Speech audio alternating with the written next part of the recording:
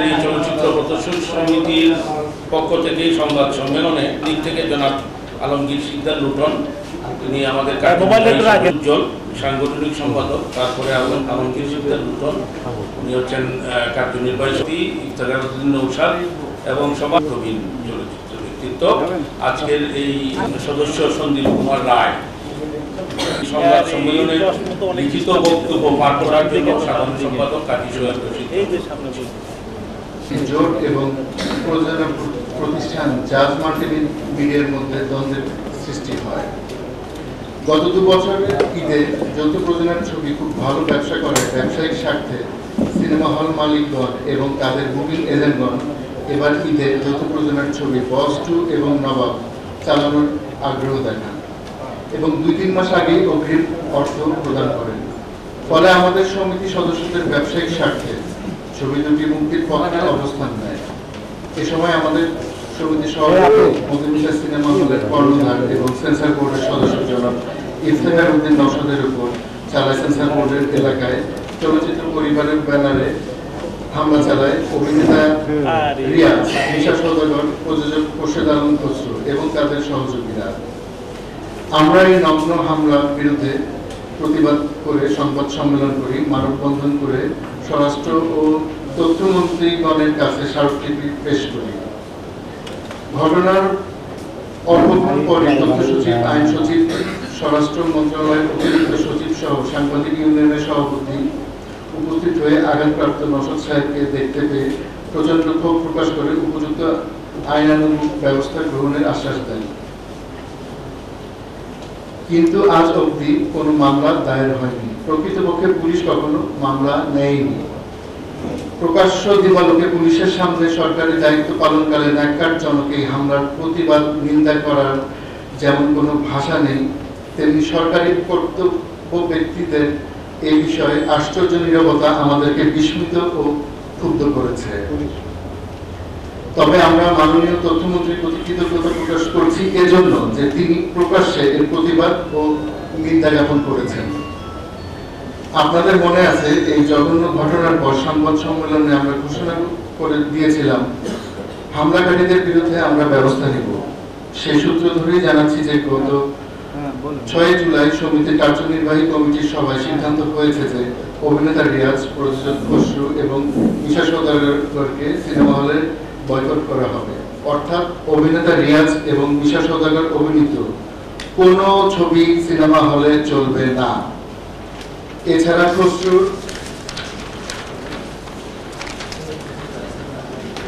খসরুর পর্যন্ত কোনো ছবি আমরা চালাবো না। এই বিষয়ে ব্যাপক ভিত্তিক সিদ্ধান্ত গ্রহণ করে বাস্তবে কার্যকরীকরণের জন্য আগামী 26শে জুলাই বুধবার ঢাকায় আমাদের সমিতির বার্ষিক সাধারণ সভা চূড়ান্ত সিদ্ধান্ত নিয়ে উক্ত সিদ্ধান্ত কার্যকারী করার যথোপযুক্ত পদক্ষেপ নেব। এই বিষয়ে আমরা আপনাদের কাছে সার্বিক সহযোগিতা কামনা করছি। আমাদের দৃঢ় বিশ্বাস সমাজের সকল সচেতন আইন মান্যকারী মানুষ হামলাকারীদের প্রতি তীব্র ঘৃণা ও নিন্দা জ্ঞাপন করে জনমত সৃষ্টি করে হামলাকারীদের চলচ্চিত্র অঙ্গন থেকে বিদায়ের ব্যবস্থা নেবে। আপনাদের সবাইকে আন্তরিক ধন্যবাদ জানাচ্ছি। আমি কাজী সোহেল রশিদ, সাধারণ সম্পাদক, বাংলাদেশ মোশন পিকচার্স এক্সিবিটর্স অ্যাসোসিয়েশন। হলো সেটা যারা হামলাকারী তারা বলতে পারবে, আমরা তো বলতে পারবো না। তবে এইটুকু বলতে পারবো যে ঘটনাটা ছিল যে সেন্সর বোর্ডের নিচে উনি সেন্সর বোর্ডের একজন সম্মানিত সদস্য হিসাবে সেন্সর বোর্ডে ছবি দেখার জন্য উনি যাচ্ছিলেন। সেদিন সেন্সর বোর্ডে আরো অনেকেই গিয়েছেন, কিন্তু কারো উপরে হামলা হয়নি, ওনার উপরে হামলাটা হয়েছে। যারা হামলা করছে তারাই জানে যে কেন হামলাটা তারা করবে। আমরা যতটুকু দেখছি যে অনেক ক্যামেরা, আপনাদের সাংবাদিকরা উপস্থিত ছিলেন, অনেকের ক্যামেরায় ভিডিও ফুটেজ আমরা এই দৃশ্য ধারণের যে সমস্ত দৃশ্যগুলো দেখতে পেয়েছি। আর কেন মামলা করিনি সেটা হচ্ছে যে এটা ওনার কাছ থেকেও জানতে পারবেন যে ওনাকে আহত অবস্থায় দেখার পরে 2 সচিব, তথ্য সচিব জনাব মুর্তজাম, তারপরে আপনার আইন সচিব জনাব জহিরুল হক দুলাল, পরে স্বরাষ্ট্র মন্ত্রণালয়ের অতিরিক্ত সচিব জনাব আব্দুল হান্নান সাহেব, ওনারা প্রচণ্ডভাবে ক্ষুব্ধ হয়েছেন এবং শাবান মাহমুদ সাহেব উপস্থিত ছিলেন। এবং শাবান মাহমুদ সাহেব এখানে আরেকটা সাংবাদিক সম্মেলনে নিজে উপস্থিত হয়ে উনি এটা প্রকাশ করছেন যে এই ধরনের হামলার বিরুদ্ধে প্রয়োজনীয় ব্যবস্থা নেওয়ার জন্য। এবং সেইখানে ওনারা বলছেন যে ব্যাপারটা আমরা দেখব, আপনাদের দেখার দরকার নাই সচিব সাহেবরা, যে এটা অবশ্যই আমরা ব্যবস্থা নেব। কিন্তু পরবর্তীতে আমরা জানতে পারলাম ওনারা একটা চিঠি থানাকে দিয়েছে যে এটা সরকারি কর্তব্য পালনে বাধা দেওয়া হয়েছে, সুতরাং এই ব্যাপারে আইনানুগ ব্যবস্থা নেওয়ার জন্য থানা সেটা মামলা হিসেবে না নিয়ে শুধুমাত্র একটা জিডি করছে। পরবর্তীতে আমাদের পক্ষ থেকে এবং আমরা শুনেছি যে যাদের পক্ষ থেকেও থানায় মামলার জন্য রিকোয়েস্ট করা হয়েছিল, কিন্তু নানান টাল বাহানা করে এটাকে এড়িয়ে যাওয়া হয়েছে। এটা হচ্ছে প্রকৃত ঘটনা। দেখেন, ধ্বংসের যে কথাটা বলছেন, 45 বছর প্রোটেকশন দেওয়ার পরে সিনেমা হলগুলো যে বন্ধ হয়ে চলচ্চিত্র শিল্প ধ্বংস হয়ে গেল, তখন কিন্তু যৌথ প্রযোজনার ছবিও তেমন একটা আসেনি, আর ভারতীয় ছবি আমদানির তো কোনো ব্যবস্থাই ছিল না, এখনো নাই সত্যিকার অর্থে। তো সবই দেশীয় ছবি ছিল। দেশীয় ছবির উৎপাদন 100-105টা পর্যন্ত এক বছরে হয়েছে এই দেশে ইতিহাস। 90-এর দশকে না, 90-এর পরে 2002-03 সালেও 100-র উপরে ছবি রিলিজ হয়েছে। এখন সেই যে প্রযোজকরা যারা এই সমস্ত ছবি বানাতেন, তারা কি আসেন ইন্ডাস্ট্রিতে? কেউ নাই, কোনো বড় প্রযোজক নাই। সাধারণ প্রযোজক যারা ছিলেন, বছরে 1-1টা ছবি করতেন বা 2 বছর পরে একটা ছবি করতেন, তারাও নাই, চলে গেছেন। নতুন নতুন প্রযোজক আসছেন, 1-2টা ছবি করে বিদায় নিচ্ছেন। আর সিনেমা হলগুলা 2002 সালের পরের থেকেই ক্রমাগতভাবে বন্ধ হয়ে যাচ্ছে। প্রশ্নটা হলো, আপনার প্রশ্নের প্রেক্ষিতে আমরা যেটা বলতে চাচ্ছি যে ধ্বংসের কাণ্ডটা তো শুরু হয়েছে 2002 সালের পর থেকে, আজকে তো নতুন না। আর এই যে বলছেন যে যৌথ প্রযোজনার ছবি, আমাদের কথা হলো আমরা সিনেমা হল বানাই, আমরা সিনেমা হলের ব্যবসা করি, আমরা আমাদের হলের জন্য কন্টেন্ট চাই, অর্থাৎ ছবি চাই। সেই ছবিটা আমরা চাই যে সে লোকের ছবি দিয়ে হোক, কারণ যখন লোকাল ছবি 100টা হচ্ছে, তখন আমরা কিন্তু চিৎকার করি নাই যে যৌথ প্রযোজনার ছবি বানাও কিংবা এই ভারত থেকে ছবি আনতে দাও, আমরা কিন্তু এই চিৎকার করি নাই।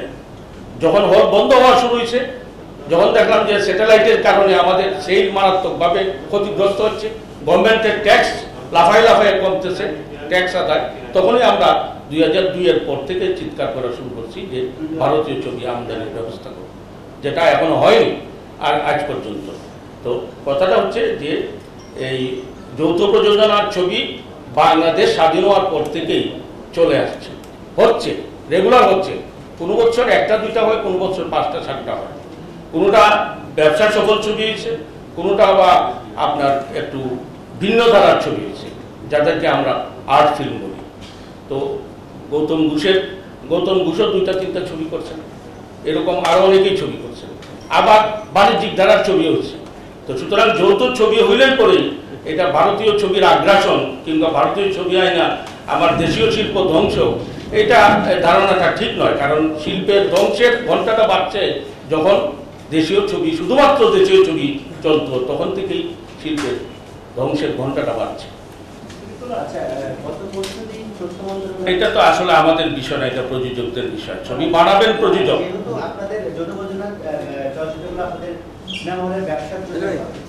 না না, ব্যবসার জন্য ভালো, যৌথ প্রযোজনার সব ছবি নয়, সব ছবি নয়। আমরা এই কথাটা বলছি যে গত ঈদে শিকারি আসছে, বাদশা আসছে, খুব ভালো ব্যবসা করছে।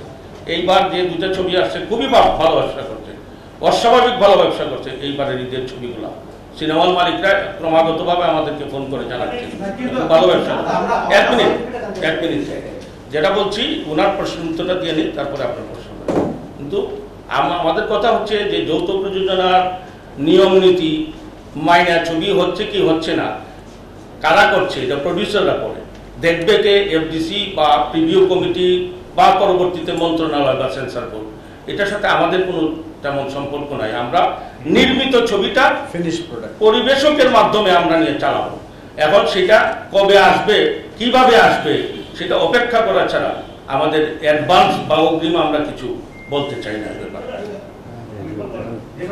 আপনি বলছিলেন যে বস্ত্র এবং নবাব ব্যাপক বিজনেস করেছে, এটা কিন্তু আমরা যারা হলে হলে গিয়ে গেছি এবং দেখেছি, সেখানে কিন্তু বস্ত্র হচ্ছে ওইভাবে দর্শক আনতে পারেনি। আমি নিজে ফুটেজ দেখেছি, আপনিও তো দেখেছেন, এবং দর্শকদের সাথে আমি সেরকম কথা বলেছি এবং সেগুলো সেই চিত্রগুলো কিন্তু আমি দেখেছি। নবাব এবং হচ্ছে রাজনীতি, এই দুটো হচ্ছে ব্যাপক দর্শক টানেছে। এই বিষয়ে আপনি তাহলে কেন আপনারা বলছেন শুধু যৌথ প্রযোজনা সিনেমা বা এই দুটো সিনেমা ব্যাপক বিজনেস হচ্ছে? ব্যাখ্যাটা হচ্ছে রাজনীতি ঢাকার মধ্যে কোনো হল পায়নি। আমাদের দেশীয় ছবি সম্পূর্ণ আমাদের দেশীয় প্রযুক্তি থেকে শুরু করে সিনেমা, কিন্তু সেই সিনেমা হল পায়নি ঢাকার মধ্যে। বললেন বস্তু আমি নিজেও ছবি দেখছি, বাবু দেখছি, তো যেটা সত্যিকারের ইয়েটা আমাদের বিভিন্ন জনের, আমাদের নেতৃবৃন্দের বক্তব্য বিভিন্ন পত্রিকায় আসছে মন্তব্যটা, সেটা হচ্ছে যে মেরিটের দিক থেকে বস্তুর চাইতে নবাব ভালো, এটা সত্য, এটা আমরা প্রকাশ্যেই বলেছি। কিন্তু পরিবেশক তার দীর্ঘদিনের অভিজ্ঞতার আলোকে সে যে হল সেট করছে, দেখবেন যে বস্তুর হলগুলো হলো সবচেয়ে ভালো ভালো হলগুলো, যেমন মধুমিতা নিছে, কলকা নিছে, ওই আপনার কি বলে জানেন যশোরের মনিহার নিছে, এরকম বড় বড় হলগুলো আসে, কিন্তু বস্তু দিছে তুলনামূলকভাবে একটু ছোট হল বা একটু কম চালু হল দিছে নবাব, কিন্তু নবাবের সেল ভালো, তার কারণ ছবির মেরিটের কারণে। আর বস্তু ধুমধারাক্কার ছবি হলের কারণেও ব্যবসা কিন্তু ভালো করে গেছে, কেউ চেতে কেউ কিন্তু কম না, টোটাল বিজনেসে গ্রস বিজনেসে কিন্তু কেউ কারোর চেতে কম না।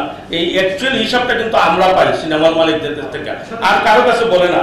এই 1 নম্বর। আর 2 নম্বর, ওনার যে বক্তব্যটা যে লোকাল ছবি, দেখেন আমাদের সভাপতি সাহেব 2 মাস আগে যখন ছবিটা সেন্সার রাজনীতি সেন্সার বোর্ড থেকে এসে ওই রাত্রে আমাকে বললো যে দাদা ছবিটা খুব ভালো হয়েছে, কিন্তু প্রডিউসার আমার বন্ধু মানুষ আশফাক, তাকে আমি রিকোয়েস্ট করছি যে ছবিটা ঈদের কন্টিনিউশনে আসেন, কারণ ইন দ্য মিন টাইম বস এবং নবাব অনেকগুলো হল সাইন করে ফেলছে, সম্ভাব্য ঈদের রিলিজ হিসাবে অ্যাডভান্স সাইন করেছি। এটা আপনারা জানেন কিনা জানি না, সেটা হচ্ছে যে এমনিতে প্রডিউসার্স অ্যাসোসিয়েশনের যে আপনার অফিস আছে বা এখন যিনি প্রশাসক আছেন, ওনার কাছ থেকে ডেট নিয়ে ছবি রিলিজ করতে হবে, কিন্তু ঈদ রিলিজটা ওপেন থাকে, যে যেভাবে ইচ্ছা এক্সিবিটারদেরকে কনভিন্স করে আসতে পারে। যেটা এই প্রডিউসারের সাথে গতকালকেও আমি এবং উনি আলাপ করছি, এই রাজনীতি প্রডিউসারের সাথে, উনি নিজেও স্বীকার করছে যে আমার রিলিজটা ভালো হয়নি। এক, দ্বিতীয়ত হচ্ছে যে উনি নতুন প্রডিউসার, উনার সবচেয়ে বড় দুর্বলতা হচ্ছে যে উনি মার্কেটিংটা অর্থাৎ বিপণনটা সঠিকভাবে করতে পারেন না, যেটা একজন অভিজ্ঞ পরিবেশকের কাছে যদি উনি দিতেন তাহলে ওই পরিবেশক যে জিনিসটা করতো। দেখেন এই প্রযোজক এবং পরিবেশক কিন্তু সারা পৃথিবীতে আলাদা ব্যক্তি, আলাদা কোম্পানি থাকে, আমাদের এখানে একমাত্র প্রযোজক পরিবেশক এক ব্যক্তি, যে কারণে ব্যবসাটার মধ্যে একটা মাঝে মধ্যেই ঝামেলার সৃষ্টি হয়। উনি যদি ওনার সবচেয়ে বড় দুর্বলতাটা হচ্ছে বিপণনটা, উনি 2 মাস আগে ছবিটা সেন্সার করে যাও ঠিক সেইভাবে এক্সিবিটারদের কাছে উনি পৌঁছতে পারেন নাই, এটা হচ্ছে ওনার যে ডিস্ট্রিবিউটারের দুর্বলতার কারণে। তো বুঝতে হবে, তো আমার কাছে অফার আসতে হবে, আমার কাছে যদি অফার না আসে তাহলে আমি আপনার মাল নেব কি করে, আপনাকে অফার দিতে হবে। এখন যেমন আমরা নিজেরাই বোঝাচ্ছি বলছি যে ছবির মেরিট যেহেতু ভালো, আপনি এখন এই 1 সপ্তাহ পরের থেকে আপনি ঢাকা সহ সারা দেশে করেন, আমরা যত ধরনের সহযোগিতা করতে আপনাকে করবো।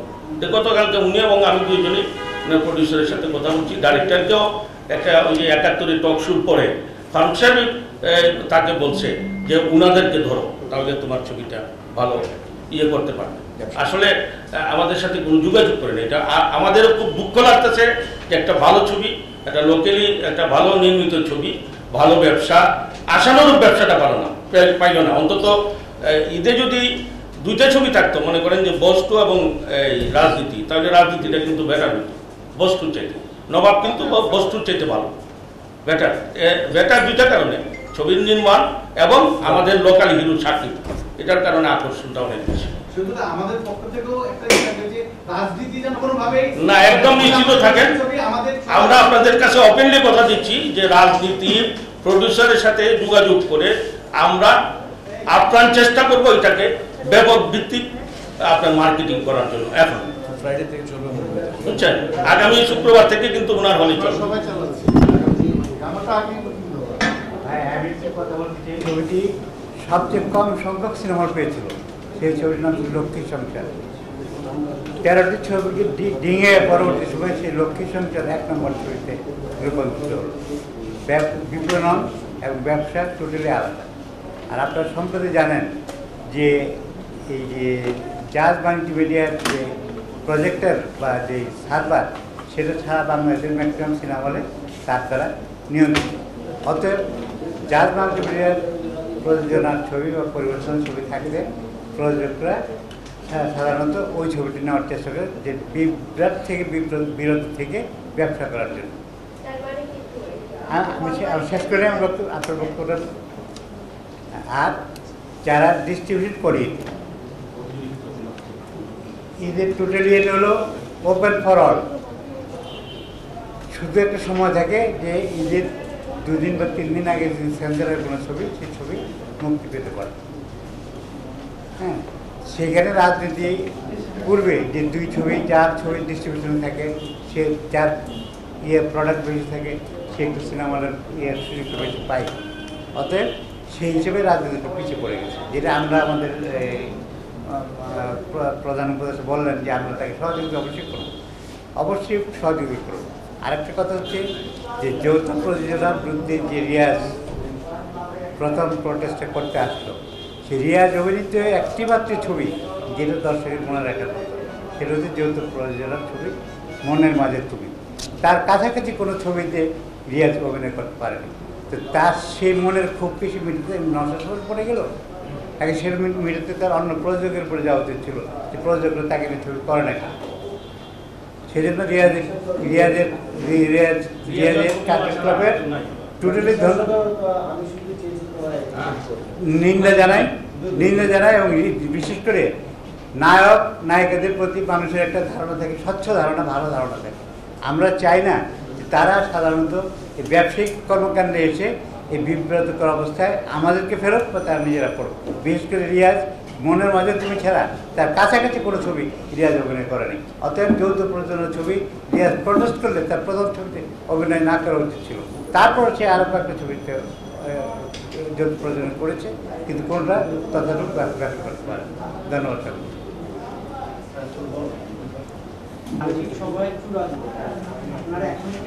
অ্যাসোসিয়েশনের তো একটা নিয়ম আছে, অ্যাসোসিয়েশন গঠনতন্ত্র আছে। সারা দেশে যেটাকে এফেক্ট দিতে যাবো বা সারা দেশের সদস্যদের উপর যেটা বাধ্যতামূলকভাবে আরোপ করতে যাব, সেটা সদস্যদের মতামত না নিয়ে আমরা শুধু ইসি কমিটি সিদ্ধান্ত নিতে পারি না। আপনারা দেখেন যে চলচ্চিত্র সংশ্লিষ্ট আরো অনেক সংগঠন আছে, বৈশাখ 1 ঘন্টার মধ্যে সিদ্ধান্ত দিয়ে অমুকরে এই করলাম তমুকরে এই করলাম। আমরা সেটা আমাদের করার সুযোগ নাই। আমরা গত 6 তারিখে আমরা ইসি মিটিং করছি, কার্যনির্বাহী কমিটির সভায় আমরা এটা আনএনিমাস ডিসিশন হয়েছে। এখন আমরা 26 তারিখে আমাদের জেনারেল বডির অর্থাৎ সাধারণ সদস্যদের মতামত নিব যে তারা এটার পক্ষে আছে কিনা। যদি পক্ষে থাকে সেটা কার্যকরী করার মতো।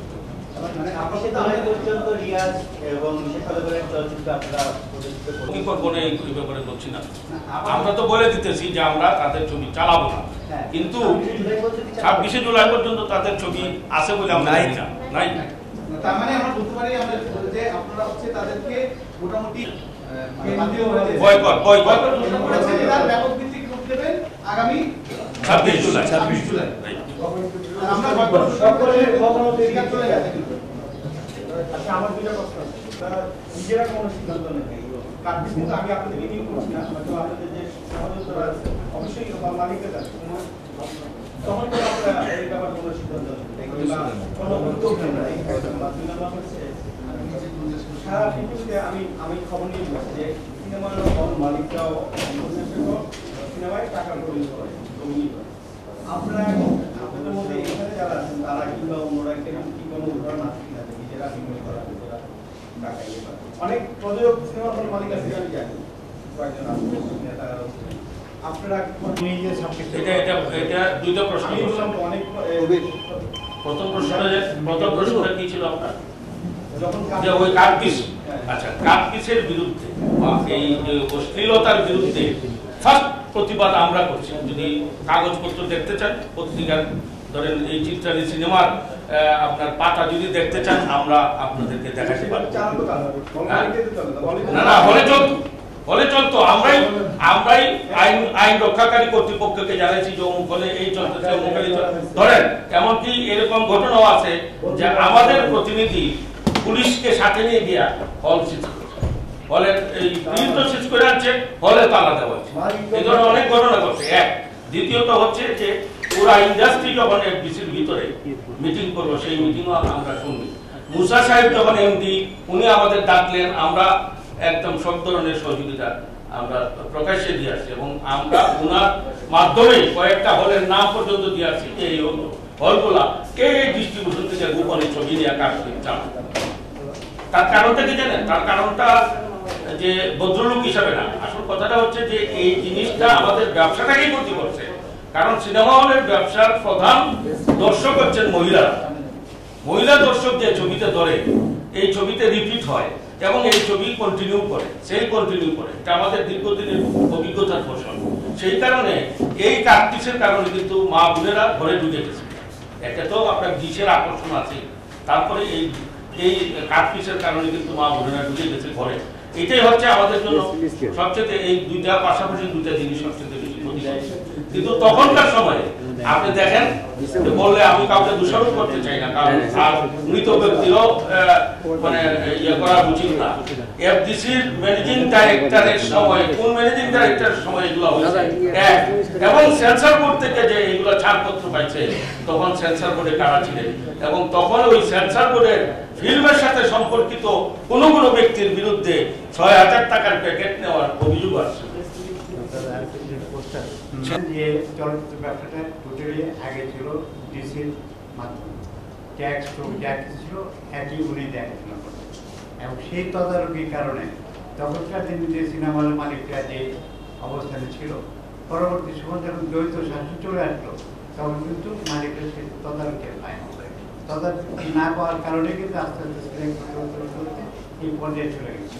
আমরা মনে করি যে কোনো অবস্থাতে প্রত্যেক ব্যবসাকেই তার সাথে চেতনা নিয়ে খুব সুন্দর করে ব্যবসা করা উচিত। যারা আমরা করি আর কিন্তু ঠিক করে আজাদ একটা বিউটিফুল সিনেমা বলে না, এবং মোটামুটি স্বাধীনতার পূর্ব থেকে সিনেমা ছোট সিনেমা ব্যবসা মালিক, কিন্তু আজকে গিয়ে দেখেন মালিকের সিনেমা রাখতে চায় কয়েকটা কারণে ব্যবসায়িক কারণে তার মতো অন্যতম আসতে চায়। তারপরেও আমরা চেষ্টা করি যে মালিককে সিনেমা বন্ধ না করি। এই যে পূর্ণিমার মতো একটা সিনেমা বন্ধ হয়ে গেল, ৬৮ সালে সিনেমার তৈরি হলো, ২০ কাছে যে ওপেনিং হলো, শেষ পর্যন্ত এটা ৩১ মার্চে এই ৩১ এপ্রিল বন্ধ হয়ে গেল। এটা আমাদের জন্য দুঃখজনক ঘটনা না? অতএব আমরা চাই যে কয়টা অন্তত আছে বেঁচে, এই কয়টা যেন অন্তত ভালোভাবে নিজস্ব সক্রিয়তা এসে গ্রামের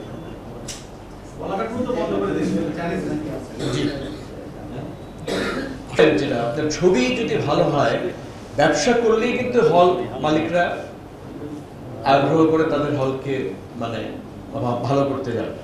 কিন্তু যদি ব্যবসায় না করে, আপনি দেখেন মনপুরা, তারপর আপনি বেদেন্দ্র জোসনা, ভালো ছবি, তখনও তো আপনার গেল, তাই না? অডিয়েন্সরা গেল না, তখন কেন গেল? ছবির গল্পের জন্য গেল, ছবি ভালো ছিল। জি, মনপুরা কিন্তু আমি আমার ফিলিংয়ে মধুমিতা ছাড়া অন্য কোনো হলে দেখে, যেমন মনপুরা যদি যে কোনো হলে চালাক, কিন্তু মধুমিতা ছাড়া যেমন আমার ফিলিং, মনপুরা কিন্তু মধুমিতা চলেনি, শেষের দিকে চলছে।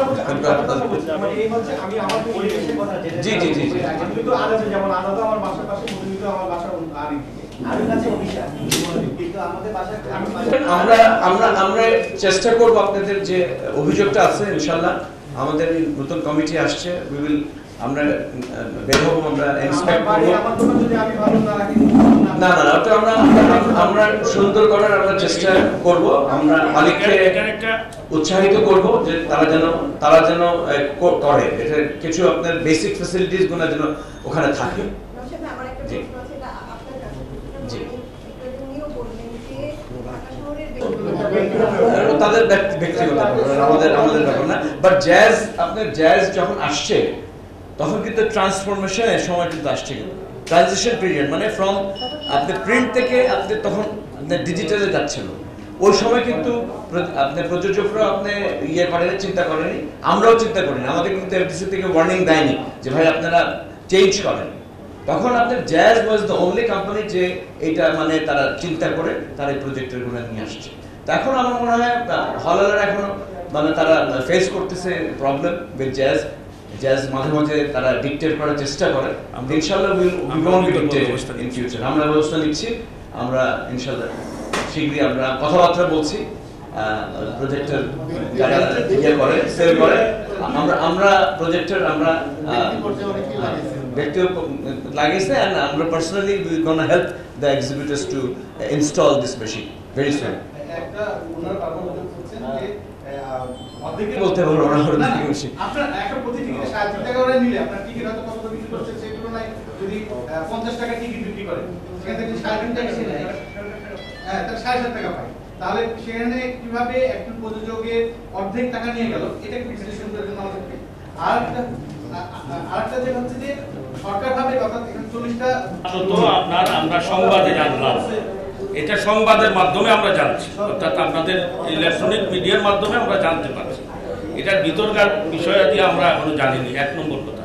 দ্বিতীয়, আমরা যেটা জানি সেটা হচ্ছে যে 2010-এর সেপ্টেম্বরে আমরা যখন মাননীয় প্রধানমন্ত্রীর সাথে সাক্ষাৎ করেছিলাম এবং পরবর্তীতে মাননীয় প্রধানমন্ত্রী চলচ্চিত্র পুরস্কার বিতরণের প্রতিটি অনুষ্ঠানে এটা উল্লেখ করছেন যে সিনেমা হল মালিকরা আমার কাছে আসছিল, আমি সিনেমা হলগুলো ডিজিটাল করার জন্য প্রজেক্ট করার জন্য অর্থমন্ত্রীকে বলে দিচ্ছি।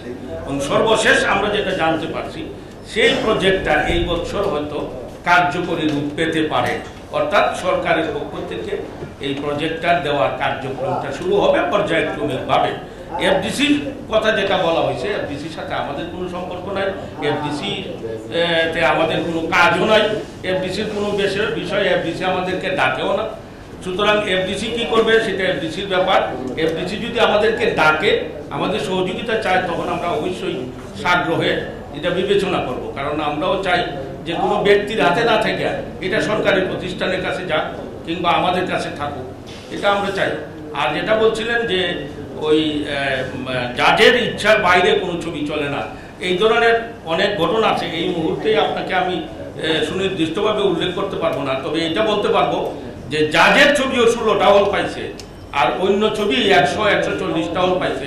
এই ধরনের ঘটনা সাম্প্রতিককালে 1-2 বছরের ভিতরে আছে। সুতরাং এটা ঠিক না, তবে হ্যাঁ এটা ঠিক যে যেহেতু জাজ এই মেশিনগুলো দিয়া একটা নিয়ন্ত্রণ নেওয়ার চেষ্টা করে, এটা এক সময় এই দেশে স্টার সিনে কর্পোরেশন যেটা ছিল, যাদের হাতে প্রায় 29টা সিনেমা হচ্ছে, তারাও এক সময় এই ইন্ডাস্ট্রিটাকে রুল করার চেষ্টা করছে। এটা ব্যবসা ক্ষেত্রে একটা স্বাভাবিক বিষয়, এটাকে আমরা তাদের এই মনোপলি ভাঙার বিষয়টা আমরা গভীরভাবে চিন্তা করতেছি। আমরা বুঝতেছি যে সরকারের সহযোগিতা পেলে আমরা এটা সফল হতে পারব।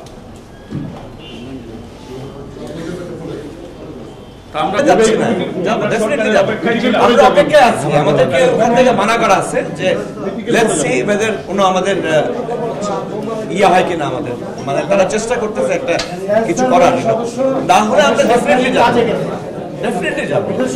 এখনো তো বন্ধ হয়নি, দরজাটা আমাদের সভাপতি আক্রমণ সেটা নিয়ে কথা বলতে, সেটা নিয়ে আমরা প্রতিবাদটা জানাই। আরেকটা যেটা আমি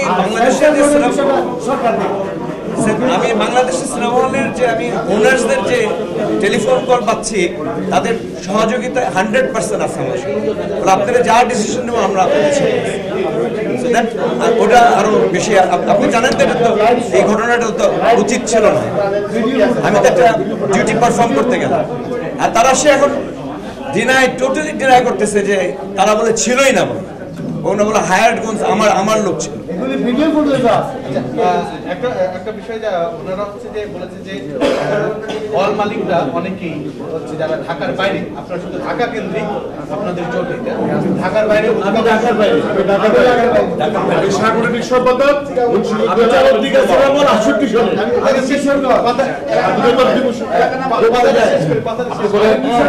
আমি কথাটা শেষ করি আগে। ওনারা বলেছে ঢাকার বাইরে বাস্তবে প্রমাণিত হবে।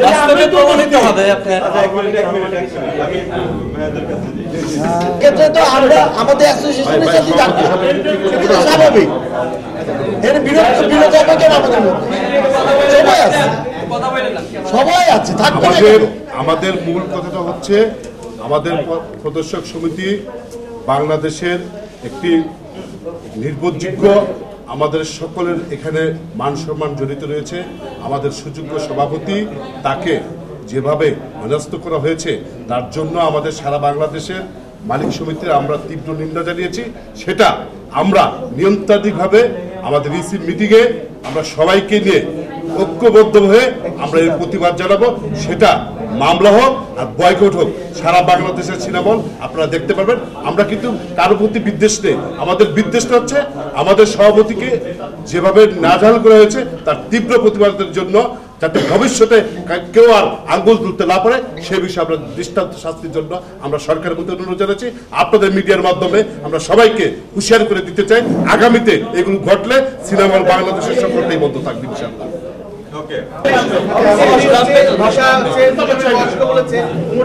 মিশাকে হচ্ছে মদখোর নেশাখোর বলেছে, এই যে এই বিষয়টা নিয়ে আপনি আপনার মন্তব্য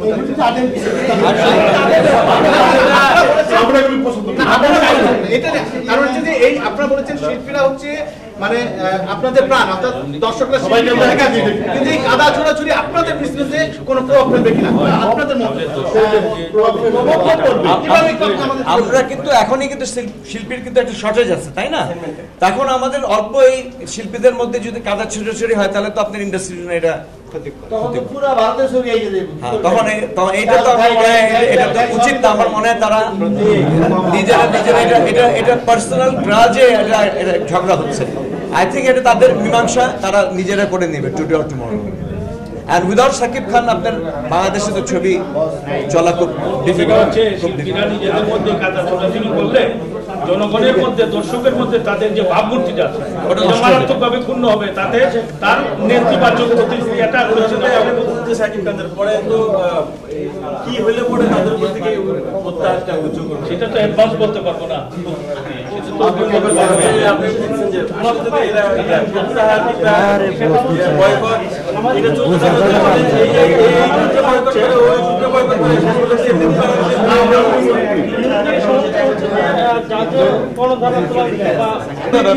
এখানে একটা আপনার প্রশ্নের মধ্যে একটা নেই, আমরা কোনো আন্দোলনে যাই নাই। আমরা এই ছবিগুলো ভালো চলবে এই জন্য 3 মাস আগে আমরা বুকিং করছি। আমাদের স্বার্থ প্রোটেক্ট করতে আমরা কাজের সাথে হাত মিলাইছি বলতে পারি, আর কিছুই না। এখানে কোনো আন্দোলন ফান্দোলন কিছুই ছিল না। 1 নম্বর কথা। 2 নম্বর কথাটা হইল যে জাজের বিরুদ্ধে কার কি ক্ষোভ আছে সেটা আমাদের জাজের পক্ষে নেওয়ার কোনো ব্যাপার নাই। আর জাজ কার সাথে সারেন্ডার করবে, কার কাছে গিয়ে মাপ চাইবে, এটা জাজের ব্যক্তিগত বিষয়, আমাদের কোনো বিষয় না। জাজ এখানে একটা ব্যক্তি প্রডিউসার, জাজ কিন্তু ব্যক্তি এবং একটা প্রডিউসার, আর আমাদের এটা একটা অর্গানাইজেশন সিনেমা হল মালিকদের, তার সাথে একই লেভেলে আমাদের যাওয়ার ব্যাপার।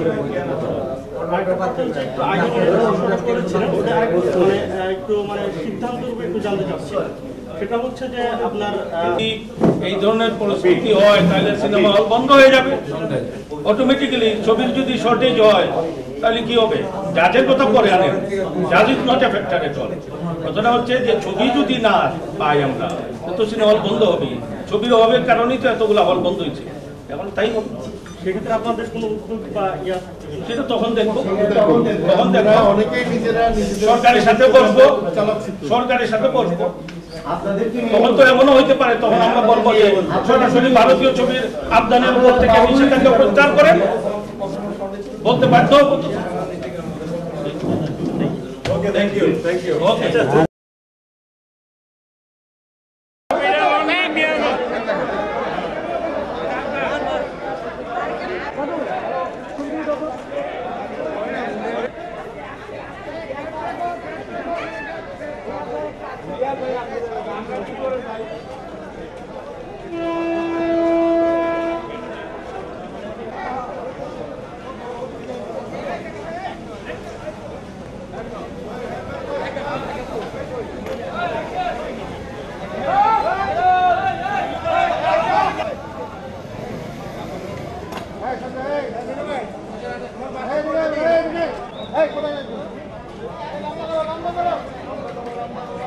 দাঁড়া দাঁড়া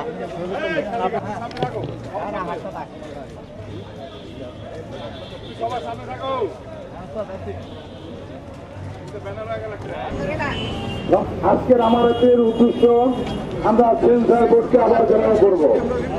এক দফায় একটার নামে বাংলাদেশকে সাজানো চলবে না, যৌথ প্রযোজনার নামে তারা চলবে না, চলবে না। আজকে বাংলাদেশ চলচ্চিত্র, আজকে আমাদের বাংলাদেশ চলচ্চিত্রকে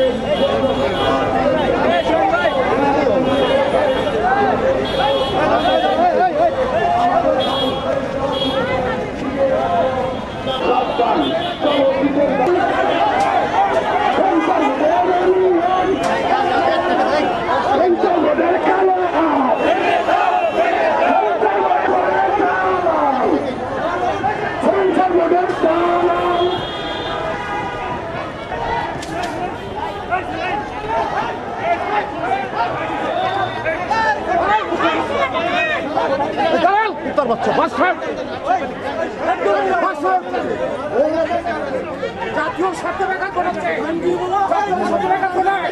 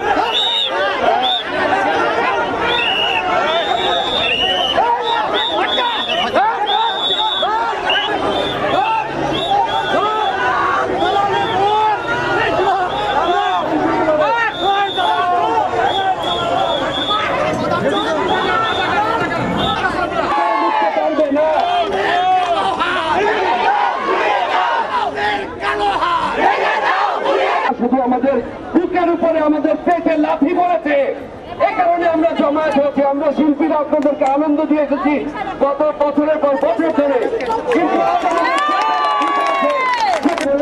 আমাদেরকে আমাদের কাজ করতে দিন। সবাইকে আমরা চলচ্চিত্রের মানুষ, আমরা শিল্পী, আমরা শিল্পী না, আমরা কখনো বড়দের চাই না, কিন্তু